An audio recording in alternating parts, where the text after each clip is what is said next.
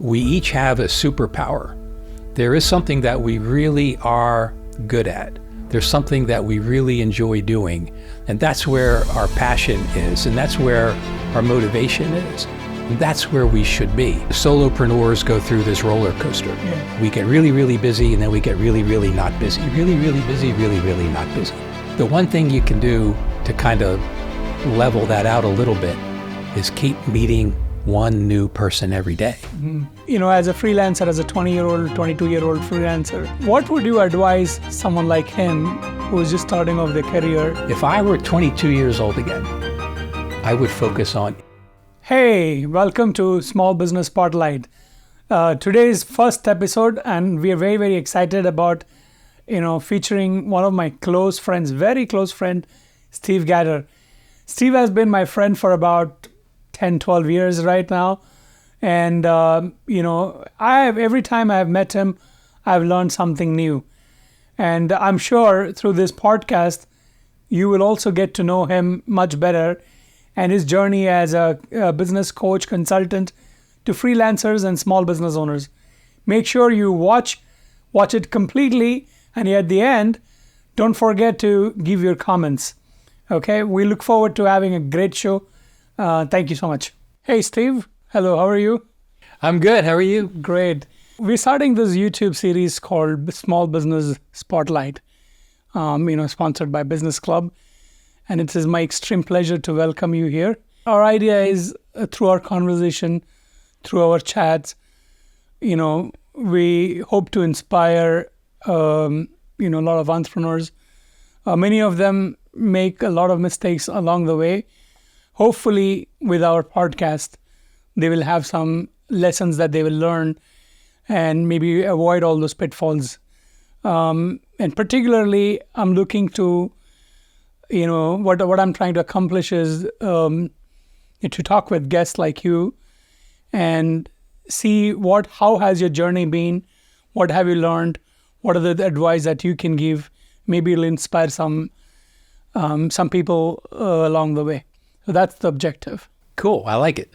Happy to be a part of it. We've known each other for about, 10 to 12 years. I think 2013 is when we met first. And then we started our journey together. And I met you at Street Smart. And, from there we took off. We've had several ups and downs in our business club journey. We started, we stopped, we started, we stopped. But we are here today, getting onto the social media platforms and things like that. But I know that there is a journey beyond Business Club and beyond Street Smart that you have come through so far. So I would like to know a little bit more about you as a person, a little bit about your family background, and what led you to starting the business or the consultancy service that you set off. Where do we want to start this conversation? I grew up in Pennsylvania and New Jersey, Philadelphia in particular, and Atlantic City. So those are my two hometowns. And I managed to get away from my parents to begin with, to go to Wake Forest University here in North Carolina. And I was in the mortgage industry in 2007. I had been in it for about 15 years. And of course, that's when the sky fell in and the mortgage industry blew up. Right. And I quit. And the very first working day of 2008, I knew that I was going to quit 6 months prior to that. But I wanted to cover up a gap in my resume so that when I started to look for a new job, I could say, yeah, I worked right up until 2008. Those last 6 months were really difficult. But I escaped the corporate world. I resigned from Countrywide, and we put our house on the market in 2008. Only 3 people ever came to look at it. Fortunately, one of those 3 people bought it, and we moved to Charlotte. Why Charlotte? We have 2 daughters. One of them was living and working at the time in Blacksburg, Virginia, which is 3 hours from Charlotte. The other one was about to graduate from the University of Georgia, which is 3 hours from Charlotte. And my wife's hometown is Charleston, South Carolina, which is 3 hours from Charlotte. Wow. So that's how we picked Charlotte. When I got here, I had zero idea what I was going to do next. And I had this game plan to simply go meet 100 people. And the premise was, what do you do for a living? I wonder if I could do that. Because I was done with the mortgage industry. And in these meeting of 100 people, I was reminded of two things. Number one, I like meeting people. I especially like meeting business people and hearing what it is they're doing. And I've always enjoyed that. So I like that a lot. And number two, it was an opportunity for me to get some on the street experience as to what's going on in Charlotte. Right. You know, where should I go? What should I do? I was looking for a job, but I really didn't want one. Yeah, nobody wants a job. And somewhere along the way, I had this aha moment about, wait a minute, I'm not the same knucklehead I was last time I was looking for a job. I mean, I actually know some stuff now. And the question was, what do I know? And what do I really want to do? And as I started to meet people who'd say, well, I'm going to start my own business. Really? What are you going to do? And they would tell me, and I'd think, that's not a business. I don't know what that is, but I don't think that's a business. And it was my first encounter with freelancers and some startups. And I had never experienced that before because in the mortgage world, we don't make loans to you. So this was a whole new world. And some of these people actually asked me for advice. Well, how do I do this? How do I do that? Oh, maybe I do know something about that. And then I became enamored with LinkedIn, and I started to teach people how to use LinkedIn. Yeah. And then that morphed into me writing their profiles for them. Copywriting. And then that morphed into, okay, well, now that you have a LinkedIn profile that actually means something, what do you do with it? Right. How do you actually use LinkedIn for a specific purpose? And I learned how to use LinkedIn as a prospecting tool to be able to go meet the people you want to meet. And that's kind of that's awesome. How it brought me here. So what I heard from you is, kind of enamored by freelancers and startups, small business owners. The question to you is why freelancers and why startups or small business owners? Why not, go after the corporates where you can actually get more money, hopefully, and, maybe a little bit more relaxed and things like that. Basically, in the business world, what I've learned is there are four kinds of businesses. There are nonprofits, there are solopreneurs, mom and pop shops, there are owner-operated businesses, and then there are corporately governed businesses. And any business out there falls into one of those categories. And the one that is most difficult to navigate is corporately governed, because in my experience, nobody has the authority to make a decision. Every time a decision need be made, there has to be a meeting, and there's going to be a group of people there, and somebody's going to invariably say, well, wait a minute, my brother-in-law does that. Oh, well, we'll hire your brother-in-law then. And so I didn't like corporately governed. I also heard this quote somewhere, if you want to kill an idea, give it to a committee. Mm-hmm. So yeah. Plus the fact that in my own personal career, I've only ever worked for 3 companies. Okay. And one of them was Countrywide, a Fortune 500 company. The other one was my family business. And we were a small, we had 500 employees. But that was my experience. So I just decided I liked the owner-operators. I liked the solopreneurs. I liked the people who were in that leadership position. And those were the people I really liked talking to. So they're the ones I like talking to. Cool. And what do you think has shaped your career ever since you started coaching? How have you evolved as a person? How have you evolved as a business individual coaching these freelancers and startups? That's a really good question. And I should probably actually map that out because I've probably made all the mistakes. The biggest mistake is we set our sights too broadly. We aim at too many things, and we keep coming up with descriptions of ourselves that are bigger, broader, and just too bombastic. You can't do that. You're a one-person business. Right. And you're trying to solve world hunger, which one of my clients was actually trying to do as a freelancer. That's really hard as a one-person entity. It's taken me forever to realize that we each have a superpower. There is something that we really are good at. There's something that we really enjoy doing. And that's where our passion is. And that's where our motivation is. And that's where we should be. It's not about serving the marketplace. It's about serving ourselves. You've heard this analogy when you're on the airplane and the oxygen masks come down. Put yours on first. Yep. And I think that's true if you're going to start your own business. Make sure that the business gives you the oxygen you need before you start helping anybody else. Makes sense. And when it's taken me forever to get to that point. And when I coach my clients right now, that's the first thing we talk about. Can you make any money doing what you're doing? Because if you can't last. Yeah. And whether, it depends on how much money you really want to make. And that's the fundamental question. I'm not trying to make $1 million anymore. I've been there, done that, lost the shirt. No, I just want to be able to enjoy my life and figure out this work-life balance. And I was thinking about that the other day, and it's a work, life, and bank balance scenario. We need that third ingredient in there. Yeah, absolutely. But that's kind of been the journey. It's been, I can do all these wonderful things. I can help all these people, but no, I can't. I can help some people. And being able to pull that back together and realize that, I want to work with people like you. I want to work with people like Arian, who are freelancers, and they have their own superpower, and they have a passion that they're trying to bring to the market. Those are the people I want to help. Can you explain what's your approach towards freelancers or startups when you start coaching them?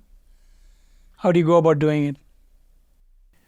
The very first step in the process is, let's write the testimonial. Let's pretend that you have a client and let's write the testimonial. What exactly did they get out of it? Right. And that's where it begins.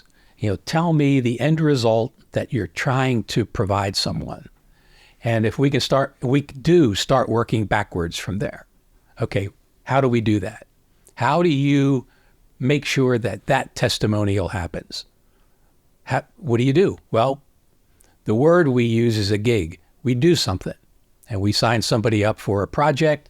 We have a product or something, but it's a gig. Okay, fine. How long does it take you to do that? Because as a freelancer, time is it. Yep. And you got to know, if I'm going to go help somebody achieve the outcome that we both want, how much time am I going to have to invest in that endeavor? And if I know that, I can begin to figure out my capacity. And that's the key word in building a freelance business. Makes sense. Capacity, you mean, how much time can I devote in a day or a week to help my clients? Exactly. Okay. And that's the fundamental calculation. How many hours every day are you going to commit to your business? Oh, I'm going to give it 10 hours. No, you're not. I'll give it 8 hours. No, you won't. You can't. You might be able to give it 5, but you're better off aiming at 4. You can do more, but every single day that you claim you're going to be working, are you actually going to put in 4 hours? Right. Okay, how many days in a week? Oh, I'm going to work 5 days a week. No, you're not, because every week does not have 5 days in it. In the United States, I think we have 13 holidays. So 13 of those weeks don't have 5 days. So you probably ought to work with just 4 days a week. Okay. Yeah. And then how many weeks out of the year are you going to work? Oh, I'm going to work all of them. No, you're not. You're going to take vacations. Yes. And you're going to have family events, and you're going to have emergencies, and you're going to have other things that come up. So if you get 45 good weeks in, that's a pretty good year. Yes. That's your capacity. Cool. Now, talking a little bit, slight digress. What do you think has been the most rewarding helping the small business owners or the freelancers navigate through their journey and helping them succeed? I have two particular success stories that I share all the time. The first one was a good friend of mine, and she hired me, and we spent a couple of sessions together. And we came back together for the third session, and we sat down, and she looked at me and she said, "Steve, I don't think this business idea of mine can work." I said, "Really? Why not?" She said, "I don't have the faintest idea how I'm going to get my message out to the people that I want to go help." I said, "Yeah, I kind of had the same feeling too." So we quit the idea. And Is what not to do? yeah. And I said, "Would you like your money back?" And she said, "No, you just saved me about 3 years of my life. I would have beat my head against the wall trying to make that happen." Interesting. I said, "Yeah, I mean, that's what we're taught. We're taught to just keep plugging along because you're only this far away from success." No, you might not be. You might be a light year away from success. So you don't know until you do it. Yeah. So that was my my first success story. My second favorite success story is a very simple business. Chris Pastor hangs TVs. Hey, you mean he literally hangs TVs like this? He literally hangs TVs, Okay. and he does 30 of them every month. Oh, okay. And that's his target?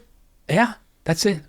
And he charged the price varies, but on average, it's about $400 by the time he's done Right. doing all the stuff that he does. So, 30 TVs, 400 a gig, and he's the only employee. It's not a bad little business. And he only works 4 days a week. And so his success story in terms of me working with him was, "Chris, don't kill yourself. This is a physical gig that you're doing, and you can't do it every day of the week. Take time off. Treat yourself well. Make sure that your body is in good shape." And so Chris works 4 days a week, and he has a massage twice a week. Oh, nice. So work, life, and bank balance. There you go. That's exactly it. Yeah. So he's my favorite character. Yeah, I met Chris once, and he's amazing. He's a great guy. Yep. Yep. Cool. So, there are a lot of business coaches out there. And I know you particularly for a longer period of time. And I've seen other business coaches too. How do you differentiate yourself from the others, or the rest of the crowd? If I do, it's by accident because I don't try to. Okay. Good answer. I try to be who I am. And I try to encourage my clients to do the same thing, to be careful about trying to be something you're not. Figure out who you are, the way that you want to be, the way that you want to act, and the way that you want to talk. Bruce Springsteen's song, "When I'm out on the street, I get to do what I want to do." And I think that's important. Be who you are. Don't be a phony. Be genuine. Be honest. Yeah. So that being said, so what are my values? What matters to me? And most important to me is honesty and ethics. And if I can't help somebody, I can't help them. And I'm not going to pretend. It's just figure out the image, the person that you want to be. I was just reading in my Stoic philosophy this morning about we've only got 2 jobs. Number 1, be a good person. Number 2, pursue the occupation that we love. Yeah. That's it. That's how we're supposed to live. Keep it simple. Keep it as simple as possible. Awesome. So along the journey, you've helped several freelancers and startup. So what are some of the struggles that they face, and what's the dilemma that they face, and how do you help them overcome? Almost without fail, the biggest challenge that they have is pricing. Figuring out what they should be charging for their services. And they look at one thing and only one thing. And they think, well, what will the market bear? Well, you don't know, because you don't even know what your market is. You think it's everybody. And if the first person who tells you that, oh man, that's way too expensive, You think, oh man, that's way too expensive. Well, that person doesn't need what you have. We don't pay for stuff that we don't want, but if we want something and if we need it, we'll pay for it. Right. And that's the trick. Figure out who is your ideal client and then price it so that you get your oxygen. Because if you don't get yours, you can't very well help them. Those are the two big problems. Figuring out the price you should charge because you don't really know who your ideal marketplace really is yet. Cool. So over the years, in America particularly, and I think in most countries, small business owners are the backbone of the economy, right? Without them, economy wouldn't run, all of that. And then freelancers in particular have grown over 20% in recent years. How do you see that as a benefit to the society? How do you think that that particular number or that percentage evolving over a period of time? Well, first of all, I think COVID just ignited the entrepreneurial boom.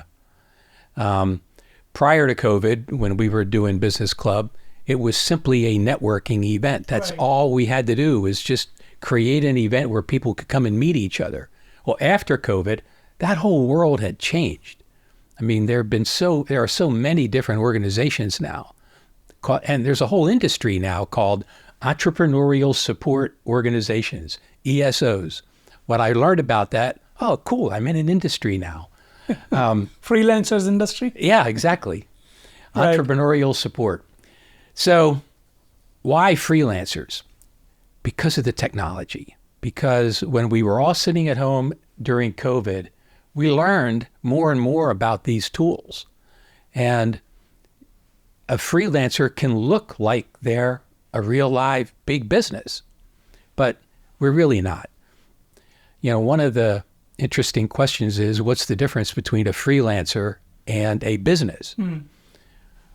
More specifically, what's the difference between a freelancer and an employer? And that's the real difference. As soon as you decide to hire somebody, you become an employer. And as an employer, the world changes. If that's what you thought your business was, and that was your favorite thing to do, now that you've hired an employee, well, you've just changed that whole thing. To become an employer now. Yeah. So there's a difference.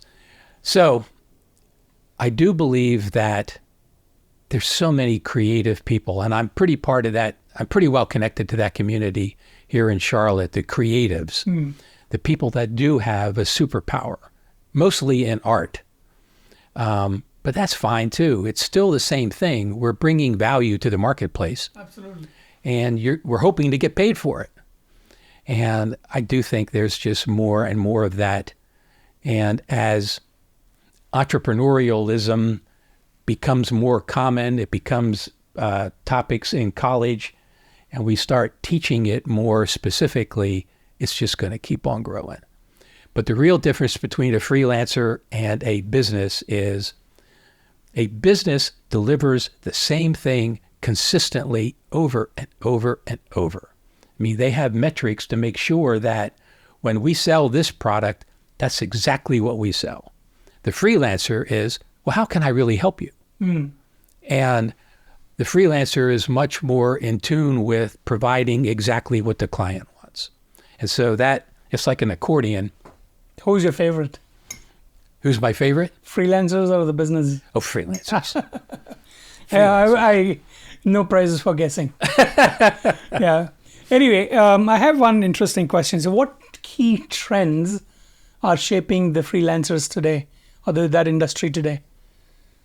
I know we talk a lot about ChatGPT and things like that. So do you have any other thoughts? Of course, ChatGPT. ChatGPT and AI is going to change everything. Learning how to communicate with ChatGPT is going to be the next big thing. I love having conversations with it. And we were talking about it before, that the very first question you should ever ask it, and no matter what it is you're going into, say, what do you know about this? Like this morning I said, what do you know about lead generation? And it came back with this big long list of stuff. And I said, okay, but that's not what I wanted to know. I wanted to know, how do I actually get the name of a new prospect? And it came back and said, oh, you want to build a list. Oh, yeah, that's what I wanted to do. It's conversational, yeah. Yeah. So why do you think ChatGPT is better than, say, Gemini, or have you explored Gemini and other tools? I have used Gemini. I've used Perplexity.ai. Right. But I'm working on a project with a friend of mine that required I get the paid version of ChatGPT. And so that's where I kind of spend most of my time right now. Cool. So you talked about gigs, and in the gig economy, what skills do you think are necessary to evolve and get better at, at your job? For a freelancer, the fundamental, the core of our business is simply this: who is our ideal client, and what is the outcome that we can deliver to them? A million years ago, I heard this question: for who, for what? That's For it. who, for what? For who, for what? We have a for who, the people that we want to help. And for what? Help them do what? What's the Achieve outcome? something, yeah. What is it that they want to achieve? That's the core to being a freelancer. For who, for what? So you worked with so many freelancers and, startup people. What are some of the lessons that you have learned from them? A lot. My coaching practice is basically a 1 hour conversation once a week. Okay. And we definitely have an agenda. I do keep notes from our meetings. So every one of my engagements with a client is an individual journey, because I don't really know where we're going. I mean, my focus is to help you design a business, to be able to figure out the price you should charge, what your gig look like, how much of your capacity are you going to be using, who is your ideal client, how are you going to get to them, what's the outcome that you're going to provide them, and put together that game plan so that you can start talking to people. And in doing that, I try to be very cognizant of my clients' strengths and weaknesses. I don't want to tell them, well, you should go do this. Well, I don't like doing that. Well, if you don't like doing it, don't do it. We'll figure out another way. Right. Do what you like to do. It's your business, and keep it that way. So, that's more leaning towards Ikigai, which we will talk about on a different date. That's cool. So I have another question for you, which is something more personal, like nothing to do with your experience with freelancers, but you've worked with a lot of them. What are things that you think you could have done better? I'm thinking in particular of one client of mine who I've worked with. They worked with me for 3 years. Right. And they hired me for a particular reason, and I think we achieved that objective. But then it just kept going on and on and on. And what I noticed over those 3 years was I was getting better at my craft. And if I had known at the beginning what I knew at the end of those 3 years, we could have done better, yeah. We could have achieved everything in 3 months. Wow. Instead of 3 years? Instead of 3 years. Wow. And now I think I can do it in a matter of weeks. I think I can work with someone and pull together a design of their business, and we can get it done in 3 or 4 sessions. It doesn't have to go on forever. So you kind of optimize the whole thing. Yeah, I figured out what's really, really important. When we came up with that list of 26 topics for Business Klub, that was a giant step from the 8,000 topics. And so many books out there. Yeah, so many books, so many gurus, so many geniuses who are out there sharing their expertise and knowledge. And it's all good stuff. Yeah. It's just not the core stuff. It's the peripheral stuff. But what are the core ingredients that you've got to get under your belt in order to understand what your business really should be? And I even think it's smaller than the 26 at this point. Get these things under your belt. Okay, now you've got a rock solid foundation. And that's what it's taken me time to learn. And the only way I was going to learn it was interacting with freelancers and trying to coach them. Right. And having those conversations about, oh, well, wait a minute. Your exact client is this. Maybe we should try this tactic instead of what Steve Jobs did. Yep. Yeah. Yeah, what works for others may not work for you, and vice versa. Yeah, I never ever liked that term best practices. In corporate, when we'd have those meetings, oh, these are our best practices. Yeah, best practices for whom? Right. They're not best practices for me. Yeah. What are the significant shifts in the coaching industry?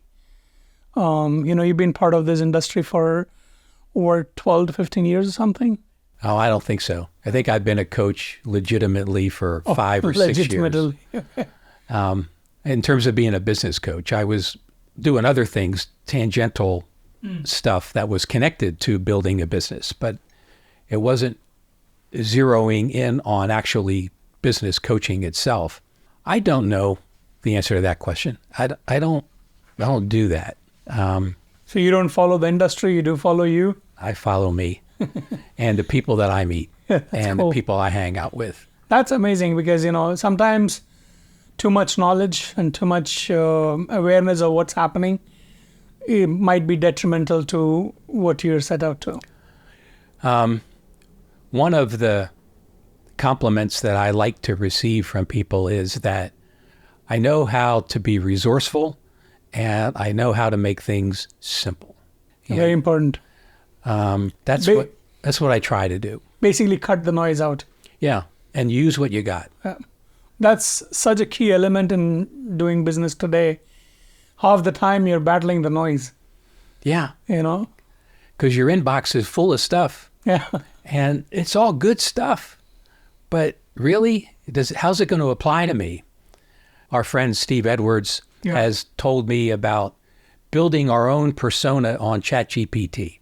So we tell it everything about who we are and what it is we're trying to do. And so this new whiz-bang book comes out. Oh, man, do I have to read that? No, I think I'll ask ChatGPT. ChatGPT, go read that book and tell me what in that book is going to be applicable to me. Interesting. So my son Aryan, he's 22 years old now. I'm turning 23 next year. What would you advise someone like him who is just starting off their career, who probably want to start off as a freelancer? What would you advise him? My preferred market are people that have 20 plus years of corporate experience. Those are the people that I really enjoy working with because that's the journey I went through. And when I wound up leaving Countrywide and I went out looking for a job again, all I could do was think back to 15 years ago as to, well, that's who I was then, and I was looking for a job, and this is how I did it. And wait a minute, I'm not that same person anymore. So that's my preferred market. But if I were 22 years old again, I would focus on Ikigai. I would focus on what it is I love to do, what it is I'm good at, and those two things. And if I love to do something, I would get better at it. Some way, somehow, just get better at it. There's a market out there for anything and everything, guaranteed. As a freelancer, if we can get one client a week, that's 50 in a year. That's 50 people. And if we can figure out what our true purpose is, this is why I'm here now. And you may change your mind in 4 years, and that's fine too. But do what you love to do. Don't get trapped into chasing dollars, and don't get trapped into things you don't like doing or people you don't like being with. I'm not going to say life is too short. That's not the point. The point is just do what you enjoy doing. That's the motivation. When you get up in the morning and you're doing what you really like to do and you're working with the people you really like to be with, it doesn't get any better than that. Oh, yeah, absolutely. I mean, we've come far along.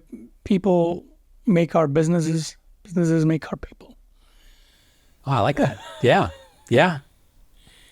Yeah. So, as a freelancer, as a 20-year-old, 22-year-old freelancer, more often than not, they will end up, landing in trouble for something or the other. How do you think they should manage risks very well as they're starting out as a freelancer? I would say mentors and coaches Great are answer. valuable. I would have never, ever believed it. But I do now. Yeah.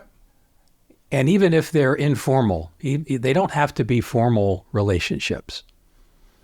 Looking back over it, when I went to work for my family business, and we were this company of 500 people, and I was part of the C-suite, and we had a C-suite.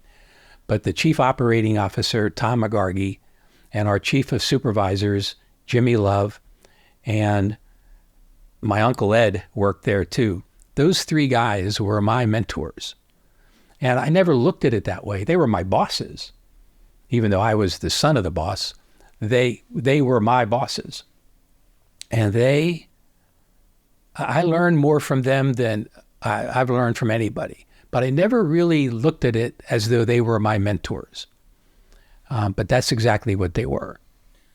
Yeah, I mean, I couldn't agree more because when I started off as an entrepreneur, I've come across several people, and some of them like you, whom I consider my mentor in many ways. You're a partner now, but, as a mentor, you have helped me shape my thoughts. And I wish I had known this 20 years ago. Maybe I could have been a lot better now. So I think that's very, very important to have a mentor in life, mentor in business, and someone who can actually hold your hand along the way and help you guide. I completely agree with that. That's a great... I volunteer with two different nonprofits that provide mentors to entrepreneurial endeavors in Charlotte and Rock Hill. And I did that in order to just get more experience working with clients. Right. But the experience has been priceless. Being able to, both of those entities provide a team of mentors to one entrepreneur. Right. And once a month we have a meeting, and they're priceless. Great. So shifting gear a little bit, this is some rapid fire questions. Not too many, just a few. So what's your favorite productivity tool or app for freelancers? LinkedIn. LinkedIn. Why not ChatGPT? LinkedIn's better. Okay. I'll go with you. ChatGPT is a close second. Oh, okay. Very good. One book or podcast that has influenced your coaching approach?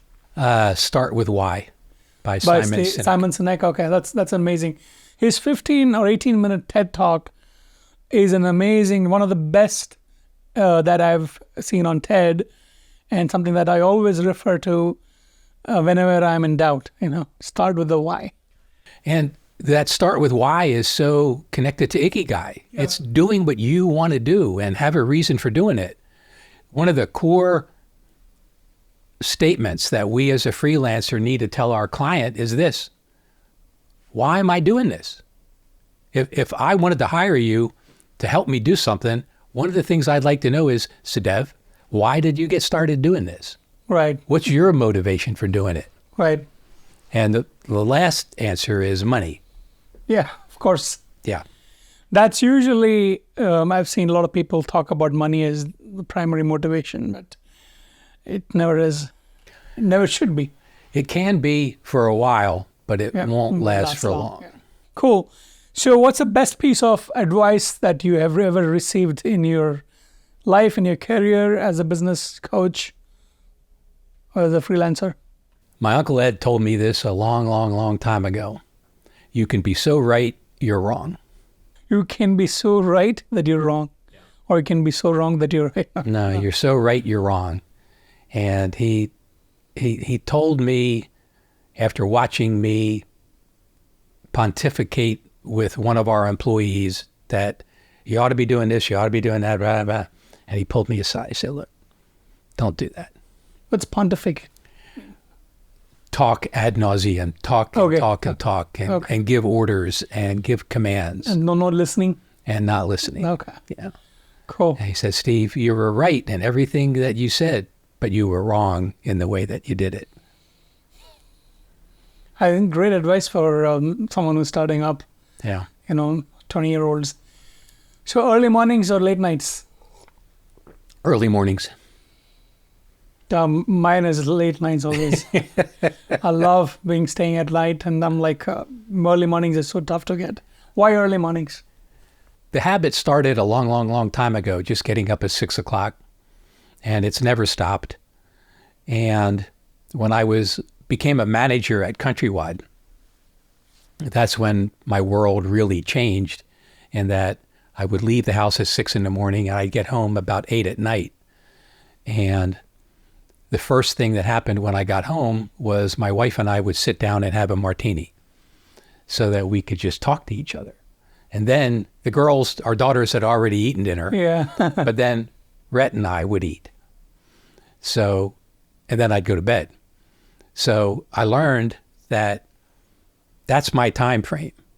I'm good from 6 a.m. till 8 p.m. And then... How many hours do you put in these days? I don't know. I love what I do, and a lot of what I do is writing.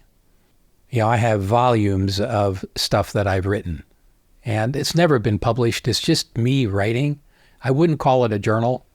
It's just me trying to process thoughts. How do you, like what I was working on this morning with ChatGPT about lead generation and building a list, and I'm going to churn that data and simplify it.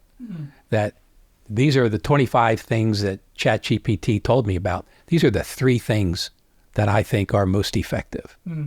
So we've talked about a lot of stuff. If we were to take one key takeaway and tell, something that you want to tell the freelancers or startups, what should they be doing to majorly impact their life? One key takeaway. Well, I'm gonna answer 2. Number 1, stick to your Ikigai, and number 2, meet somebody new every day. Every day? Every day. Online, offline? Either way. Either way, okay. Just keep reaching out and trying to meet new people. Interesting. And do it every day. I mean, you know that solopreneurs go through this roller coaster. Yes. We get really, really busy, and then we get really, really not busy. Really, really busy, really, really not busy. And it goes up and down like that. And maybe that's the way it's supposed to be. I don't know. But the one thing you can do to kind of level that out a little bit is keep meeting one new person every day. Very nice. I have tried that, but I'm not very consistent. I think I should start doing that again, at least online. It's hard to do it every day, but if you set a goal for, I want to make sure I've made 5 efforts to meet somebody every week, then you have a shot at it.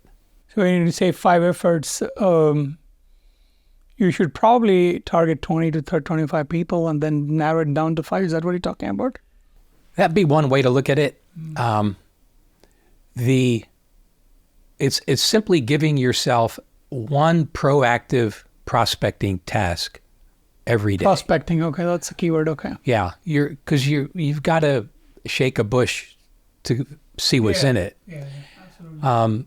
In my way of counting, I'll give you credit for a lead if you send an invitation to somebody to connect with you on LinkedIn. That's an effort. That counts. Now, when they accept it, oh, cool. Now we're getting somewhere. Nice. Now I get to go meet them.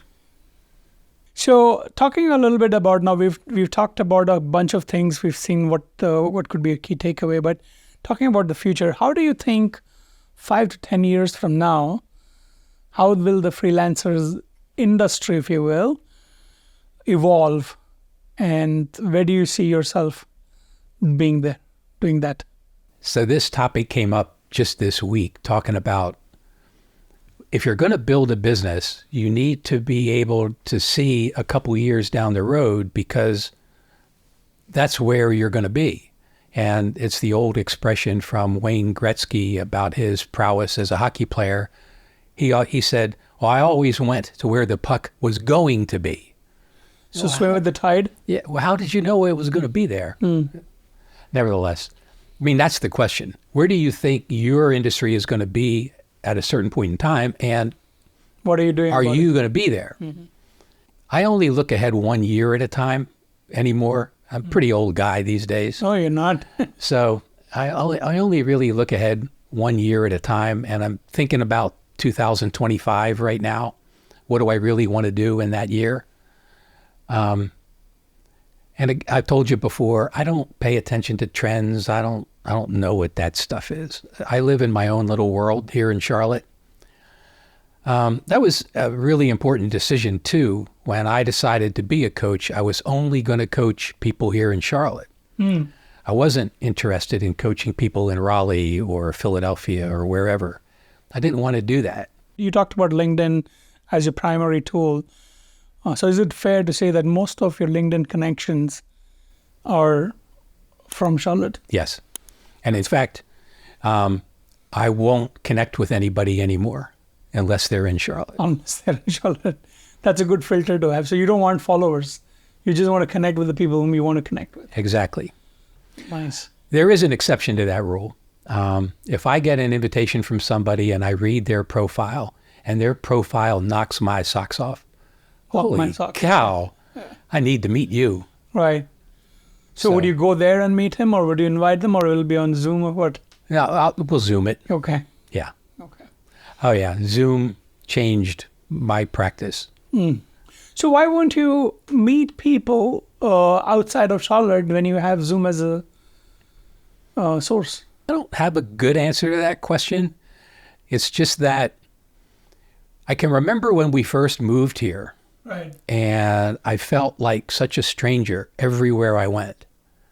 And maybe that had something to do with it, that I wanted to be able to go to Harris Teeter, I wanted to be able to go to Muggs, and I wanted to see people that I knew. I didn't want to be a stranger. So, or could be that you wanted that personal experience of, even if I meet them on Zoom, maybe one day I'll meet them in person. Yeah, that probably had a lot to do with it. And when I started coaching, when I just started to try to be a freelancer and try to go do something, everything that I was thinking about was face-to-face. You know, I used to do workshops teaching people how to use LinkedIn. I would work with people one-on-one in writing their LinkedIn profiles. I did all that face-to-face. I just like doing that. That's more fun. Cool. So any projects or initiatives that you're excited about in the next 6 months or 1 year? Anything that you're working on? I'm working on a project with Steve Edwards where we are taking my coaching formula on how to design a freelance business. And we're creating a GPT tool so that this tool is going to replace me. Now, nobody can replace you, but... Yes, it can. And what I've learned is that anybody who puts themselves in a position of a counselor, coach, or consultant, we all have a bias. We all have a go-to strategy or methodology that we like. And that's what we're going to do when push comes to shove. It's not necessarily the right thing. Right. And If we become overly reliant on our own biases, we miss out on what new tactics and what new strategies might be. And that's where ChatGPT can be better. And that's what I want this tool to be able to do. I want it to walk through your financials. We're going to figure out all that stuff. And then B, we're going to figure out your target market and how to go generate them. And then the third part is we're going to keep you connected to GPT. We're going to keep you connected to the universe. So you're going to be reporting what's happening in your business, and ChatGPT fine-tune it. is going to give you feedback from the world.